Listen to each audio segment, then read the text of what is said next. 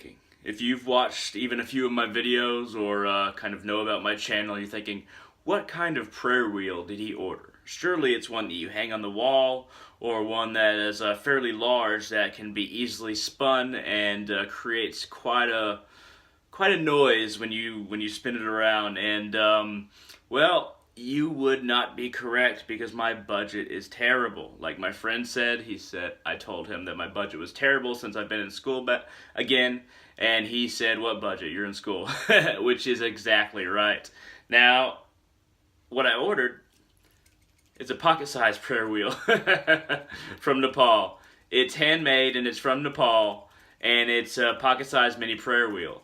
And, it's in the Tibetan fashion. Most prayer wheels are, in the Tibetan fashion, because that is where they are mainly used. Not only used, but mainly. And this particular prayer wheel, I bought it off Amazon for, under $10. It's a good deal. And it's handmade. It's bronze. And, or it could be copper. I'm not a metals expert. But it's actually pretty good for under $10, especially being handmade. But what I like about this one is that, if the description is correct, it has the Buddha of love and compassion, his name on it, written in Sanskrit. Now, I don't know if that's the case. That's what the description says, the Buddha of love and compassion. For any of you who actually read Sanskrit out there, I don't know if I can actually focus on, it's kind of an awkward position. And the letters aren't incredibly easy to see, but, if you can get an idea of what that says and tell me, that would be awesome. I would not mind being wrong, because, I would love to actually know if that's the case. But, what I really wanted to talk about is devices like this.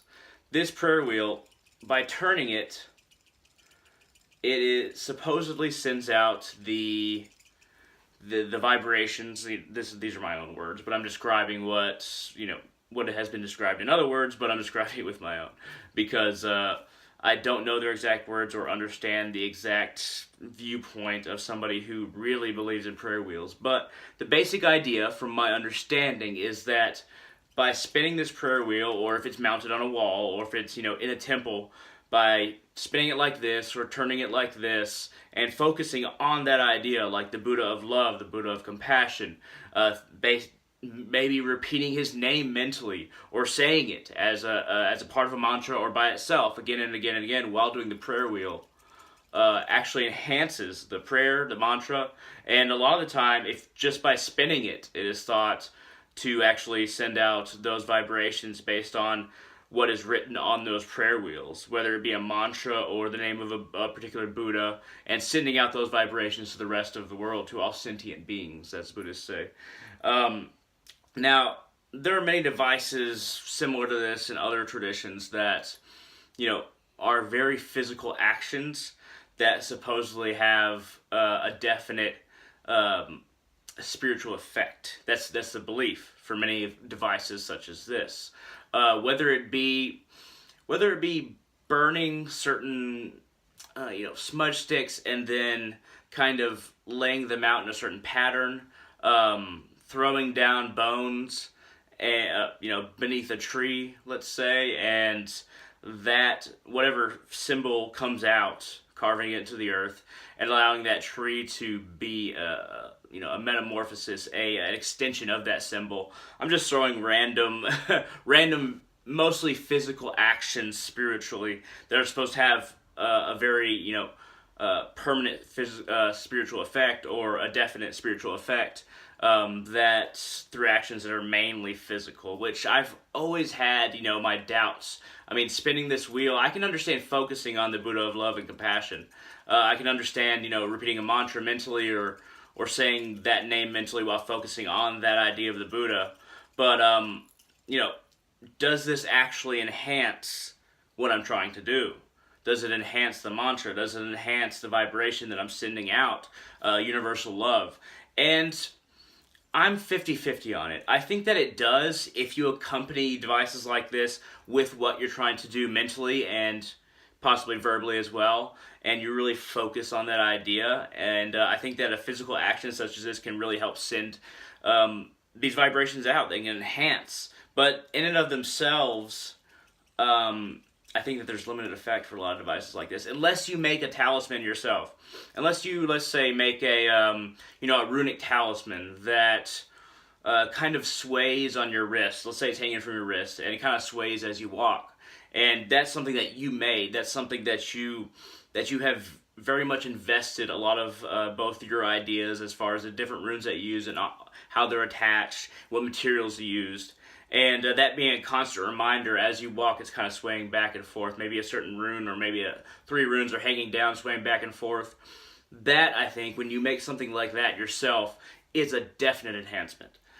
When you order something like this or you have something made like this, I think it's less effective. I really do. Now, if I was going to augment this prayer wheel, I'd have to consider, what motions does it make? You turn it. So what is being turned, what is being flung around and really creating this, this force that allows the prayer wheel to continue its spin?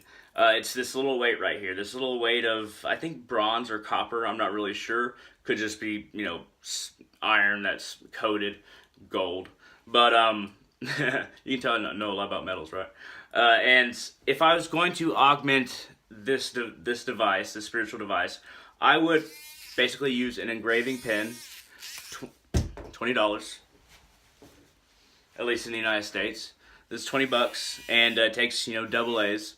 And what I would do is I would engrave an Om symbol right on the side of that little weight, so that, I know that that Om symbol is there, and that adds to me thinking about it, but it also adds to, the significance of spinning around in a circle. And the significance to us, accompanied with the actual action, is what makes it most effective, guaranteed. Now, what I would also do is, as soon as you get any kind of device like this, if you order it, I would sprinkle rose water all over it. Like, it doesn't necessarily have to be rose water. It can be any kind of oil, or you could say holy water that you want to basically sprinkle the device with, but you want to give it a new air of existence in your presence than it had when it was spending time either being made or in transit. You want to have it be different in your presence, and not just because of your energy or where it is, but adding a certain physical element to it. Possibly smell element, sense element to it. In this case, rose water, which is smell. It can be visual, and it can be, very, very changing to the device. You can use an engraving pen, like I said. But now that I've covered it in rose water, I might spin it around a lot and allow that rose water to really add to, the vibration being sent out.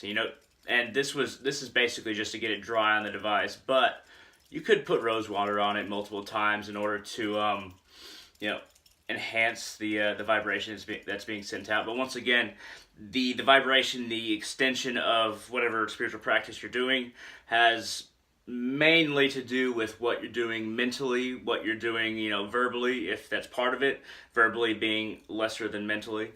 And really your focus. Focus is the key to using any kind of spiritual device effectively, especially systems of divination like the runes, which I use quite a bit, and tarot cards, and reading shells, which I kind of made up my own form of divination, with the shells that I use. And if you're contacting spirits or angels or even demons, you want to consider these spiritual devices to be an aid. Maybe you have certain spiritual devices that are only contacting a certain kind of entity, only contacting angels. You want to keep that for the angels, or maybe even one angel. You have a different device, maybe a smoke device, like a lamp that you burn incense in for more chaotic beings.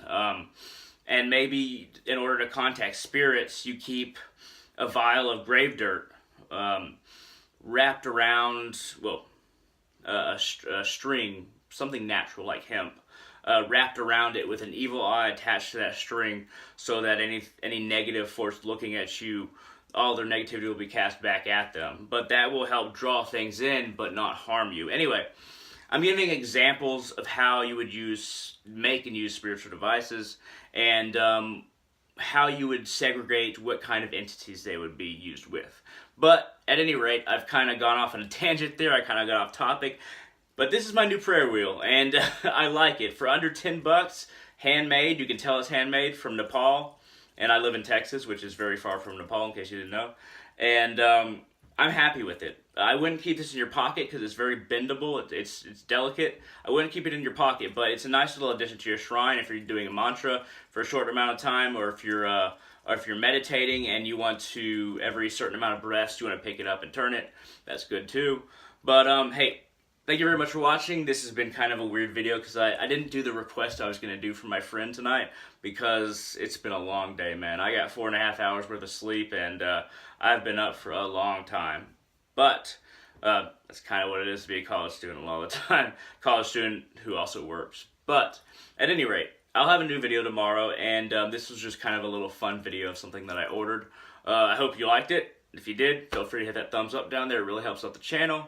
If you want to post any comments down there, something that I didn't mention about prayer wheels, or something that I don't understand, because I don't know a lot about prayer wheels. I know more about Tibetan Buddhism than I do of their practice with prayer wheels. But at any rate, I'm always willing to look at comments, and I try to respond to as many as possible. There's been a lot recently, especially with the channel growing. But hey, thank you very much for watching, and I hope you all have a great day.